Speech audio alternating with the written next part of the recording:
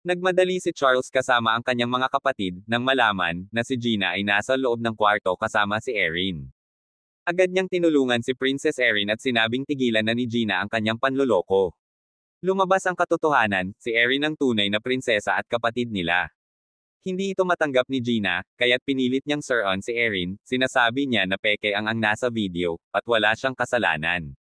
Ngunit lumabas ang katotohanan, si Gina ang may sala. Inakusahan siya ng tangkang pagpatay sa prinsesa at dinala ng mga gwardya. Nakiusap si Gina kay Erin, sinabing kaibigan niya ito at patawarin siya, ngunit hindi siya pinatawad. Pinili ni Erin na panagutin si Gina sa kanyang kasalanan. Kasama ni Erin ang kanyang pamilya at mga kaibigan, at doon niya naranasan ang totoong pagmamahal at proteksyon. Isang sorpresa ang inihanda para sa kanya, mga regalo mula sa pamilya niya sa bawat taon na siya ay nawala. Nalaman ng hari na natagpuan na ang kanyang anak. Masaya siyang ibinalik si Erin sa kanilang kaharian at ipinangakong ipapasa sa kanya ang korona.